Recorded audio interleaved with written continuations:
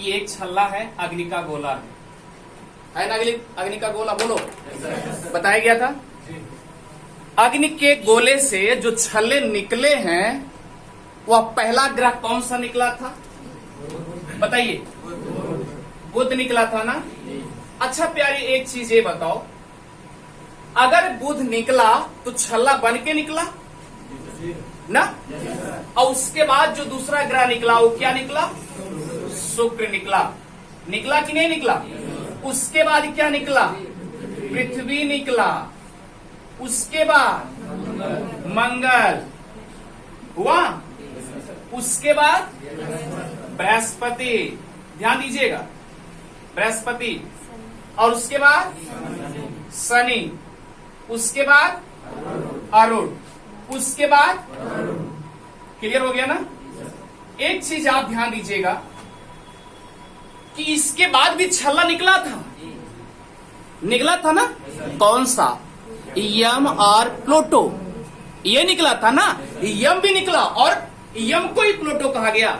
और अगस्त 2006 में किसको निष्कासित कर दिया गया? प्लूटो चला गया। और उसे क्या कहा गया? बौने ग्रह में डाल दिया गया। क्यों डाल दिया गया? क्योंकि ये क्या करता था? अपने कक्ष को बोल करके दूसरे कक्ष में भ्रमण करता था। कोई भी किसी को डिस्टर्ब करेगा तो भाई स्वाभाविक सी बात, छेड़खानी करेगा तो जाना पड़ेगा। सही बात है। तो इसीलिए प्लूटो या यम को क्या कर दिया गया?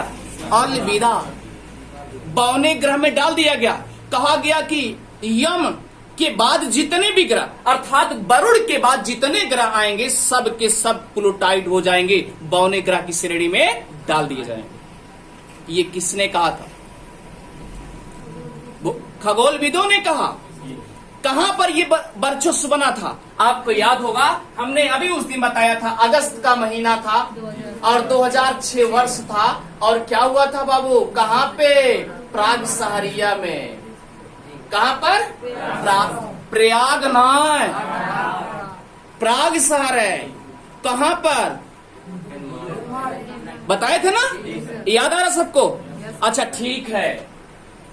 अब देखिए, जब प्लूटो अलविदा कर दिया, अगर प्लूटो होता तो पूरे सौर मंडल में सबसे छोटा ग्रह कौन सा होता? प्लूटो होता। मैंने बताया था, सर श्रेणी का बता रहा हूं। उसके बाद जब प्लूटो को बहिष्कृत कर दिया गया, अब बचे कितने आपके पास? 8 ग्रह बचे हुए। पहला ग्रह कौन सा था? बुध था। क्लियर? अच्छा ये प्यारे, एक चीज बताना, अगर बुध ग्रह निकला है तो ध्यान दीजिएगा, पूरे सौरमंडल में प्लूटो को छोड़ करके सबसे छोटा ग्रह दर्जा किसको दिया गया? बुध को दिया। मैंने बताया। उसके बाद देखिए ध्यान से, इसे भैया भोर का तारा भी कहा जाने लगा था। अब प्रश्न उठ रहा है, क्यों क्यों क्यों क्यों भोर का तारा कहा जाने लगा था? याद रखना, क्योंकि मैं इसको नहीं बताया था परसों, याद है? इसे भी भोर का तारा कहा गया और शाम या सायं का तारा भी कहा गया। क्यों कहा गया था? क्योंकि मैंने कहा था सूर्य उगने से पहले ये क्या करता है? बुध 2 घंटे पहले क्या करता? हाजिरी लगा देता है, दिखा देता है कि मैं आ गया हूं। और इसीलिए इसको भोर का तारा भी कहा गया। और उसके बाद शाम अस्त होने या सूर्य अस्त होने से पहले भी क्या करता था? दिखाई देता था। इसीलिए सायं का तारा दिखाई दिया कि नहीं दिया? और इसके भी कोई उपग्रह नहीं है, लेकिन एक कृत्रिम उपग्रह बना के भेजा गया जिसका नाम था क्या? मैरिनर 10। क्या नाम था?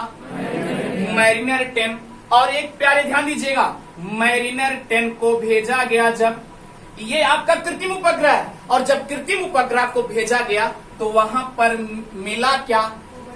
ऊबड़ खाबड़ अर्थात उच्चावच मिला, क्रेटर मिला, कहीं मैदान मिला, एक पर्वत भी दिखाई दिया, और जिसका उस पर्वत का नाम था क्या? माउंट बेल्स नाम था। क्या नाम था? माउंट बेल्स नाम था, अर्थात बेल्स माउंट नाम था। और उसी का क्या कर दिया गया? चिन्हित कर दिया गया कि इसका मतलब यहाँ पर सबसे ज्यादा ऊबड़ खाबड़ मिल रहे हैं। बताओ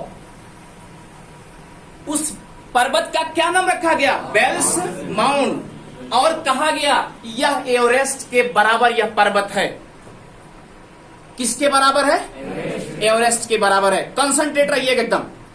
अभी तो पढ़ाया हूं ना, इसको मैं पढ़ाया हूं, याद रखे। पढ़ाया कि नहीं पढ़ाया? अच्छा ठीक है प्यारे, मैंने क्या बताया था उस दिन? कितने की स्पीड से चलता है ये? 48 प्रति सेकेंड चलता है ना। और सूर्य का चक्कर कितने दिन में लगाता है प्यारे? 88 दिन में लगाता है। कितने दिन में? अच्छा प्यारे, एक चीज और ध्यान देना कि एक प्रक्रिया और होती है। अगर ये 88 दिन में चक्कर लगाता है तो इसका मतलब सूर्य का परिक्रमा बहुत जल्दी जल्दी कर रहा है कि नहीं कर रहा है? कर रहा है ना। और एक चीज ध्यान देना, भोर का तारा क्यों कहा गया था? क्योंकि इसका नाम अपोलो रखा गया था, बताए थे। और शाम का तारा क्यों कहा गया था? क्योंकि इसका नाम मरकरी रखा गया था, बताए थे। अच्छा ठीक, अब ध्यान दीजिए। अब इन्होंने कहा कि वर्ष में केवल अपोलो और मरकरी का सिचुएशन केवल वर्ष में 3 बार होता है, जिसे साइनाइडिक कहते हैं। नोट कर लीजिएगा, साइनाडिक कहते हैं, साइनाडिक दिन कहते हैं। ये समझो क्या कहते हैं? अर्थात 116 दिन को साइनाडिक की उपाधि दे दी गई। यह प्रक्रिया केवल 3 बार होती है वर्ष में। इतना तो लगभग मैंने पढ़ाया।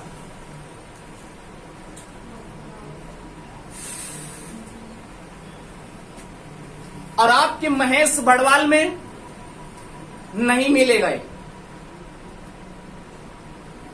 गूगल पे सर्च करने के बाद हो सकता है मिल जाए। और ये भी बताया कि जो मैरिनेट 10 भेजा गया भैया 2032 में